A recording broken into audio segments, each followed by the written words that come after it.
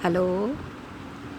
जब से हम पैदा होते हैं बचपन से लेकर मरने तक हमारे मन में लगातार कुछ ना कुछ क्वेश्चंस उठते रहते हैं। जानवर में नहीं उठते, किसी तरह के जीव जंतु में नहीं उठते। यानी कुछ तो प्रकृति ने इस तरीके से जानबूझ के तैयार किया है कि कुछ ऐसी चीज़ है जिसको हम जान सकते हैं। आदमी के मन में ही क्वेश्चन उठता है कि मैं क्या हूँ, मैं कौन हूँ, मैं कहाँ से आया हूँ, मैं कहाँ जाऊँगा। ये बॉडी की वास्तविकता उसी को दिखती है। डॉक्टरी करके वो अंदर चीर फाड़ करके देखना चाहता है क्या था जो बोल रहा था, क्या था जो चला गया। और कुदरत ने एक आदमी को ही दी है फ्री विल, यानी वो चाहे तो परमात्मा को समझ सकता है। दो तरह की विल होती है, एक होती है फ्री विल और एक होती है विल पावर। विल पावर ज़्यादातर हम दुनिया में यूज़ करते हैं इच्छा शक्ति, यानी कुछ काम करो, कसम खाओ, गोल सेट करो और उस काम को करो। लेकिन कुदरत के रास्ते में विल पावर नहीं चलती, फ्री विल चलती है। यानी जो चीज़ सहजता से होती जाए उसको करना। उसको करने के लिए परमात्मा ने, जैसे फूल खिलता है उसको कोई मेहनत नहीं करनी पड़ती, उसको समय पड़ता है, स्पेस दिया जाता है तो अपने आप खिलता है। समझने की ज़रूरत है हमें कि कमी कहाँ रहती है। हमारी फ्री विल जो हमें दी गई है उससे हमें समझना है सच्चाई क्या है।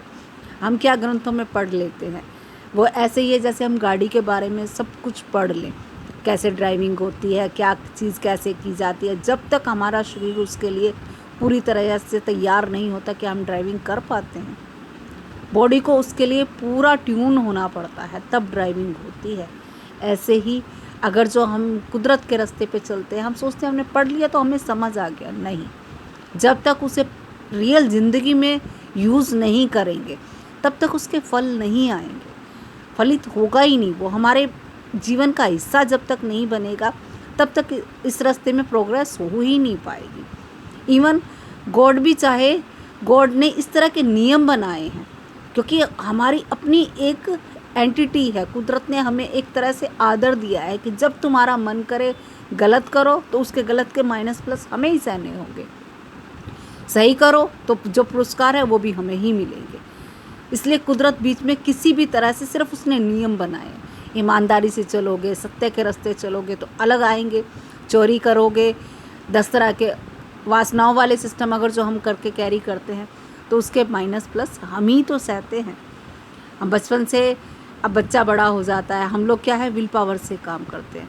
हम हर तरह की चीज़ों को पूरी ज़िंदगी में सुविधाओं को इकट्ठा कर लेते हैं, लेकिन क्या हमें सिक्योरिटी मिल जाती है? नहीं मिलती। सिक्योर होके भी सिक्योर नहीं होता जब तक हमें अपनी समझ नहीं है।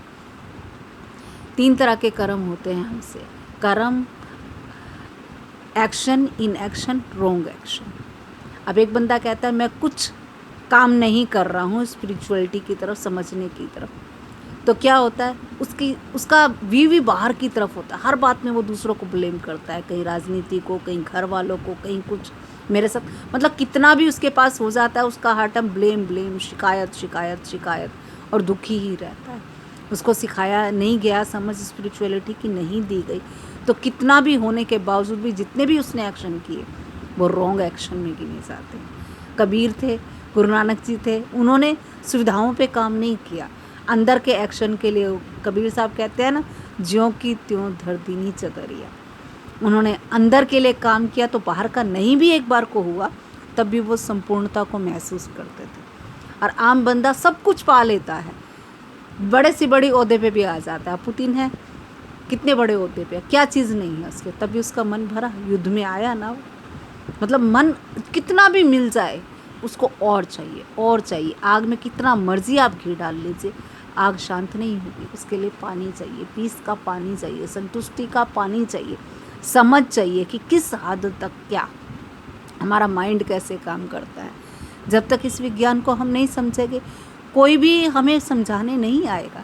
ये हमारी यात्रा है। जैसे अभी कोई पकड़ के हमें खड़ा भी कर दिया, अगर जो हमारी टांगों में ताकत नहीं है तो हम फिर गिर जाएंगे।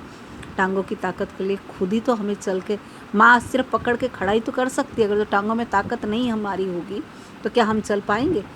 हर चीज़ का एक सिस्टम है।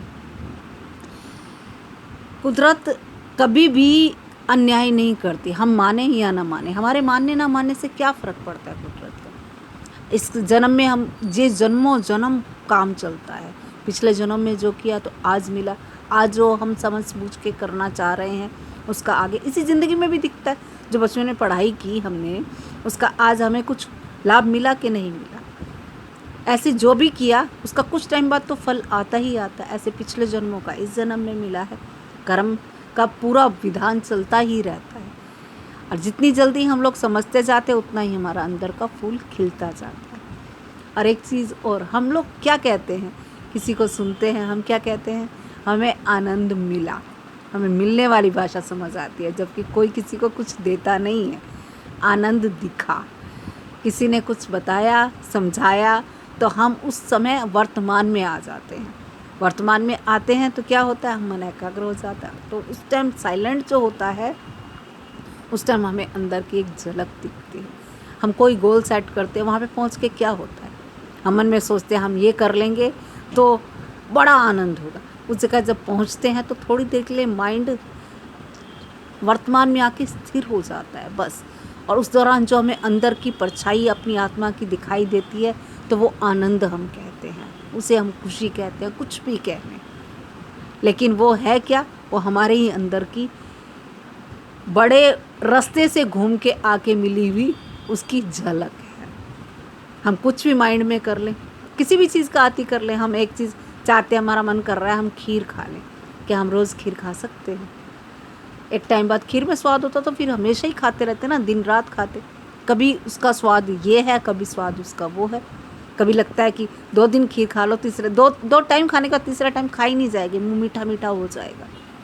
क्यों? क्योंकि बाहर की चीज़ों में कहीं स्वाद नहीं है, किसी भी चीज़ में स्वाद नहीं है। वो चीज़ हमें परखनी पड़ेगी। और किसी कारण से तो कुदरत ने हमारे अंदर एक मनुष्य जाति में ही तो क्वेश्चंस उठते हैं, हम क्या हैं। जो इतने सारे आविष्कार कर रहा है इंसान, वो इसी जिज्ञासा के वशीभूत होकर तो कर रहा है कि शायद ये करने के बाद ये हो जाए।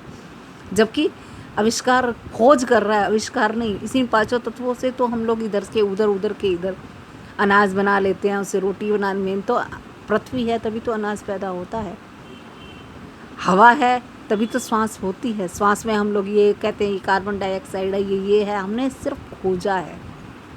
आविष्कार तो हमारे बस का कुछ होता ही नहीं है। हाँ, नियम समझ आ जाते हैं तो 2 चीज़ें मिलके हम एक कुछ नया यंत्र बना लेते हैं। तो किसी कारण से बुद्धि दी होगी, तो इसी कारण से ही बुद्धि परेशान भी होती है। इसका एक गलत प्रोस्पेक्टस भी है और सही भी है। जब तक एक पुर्जा जो किसी चीज़ के अकॉर्डिंग है उसमें सेट नहीं होगा, आप कहीं भी सेट करने की कोशिश कर लो, उसके बाद बोर्डम आने लग जाती है। और क्यों कुदरत के रास्ते में जो लोग चलते हैं वो बोर नहीं होते, क्योंकि कुछ तो ऐसा है जो हर टाइम नया है। गुरबानी में आता है ना, साहिब मेरा नीत नवा नहीं होवे पुराना। गुरबानी में बहुत प्यारा श्लोक है, कभी सुन के देखना।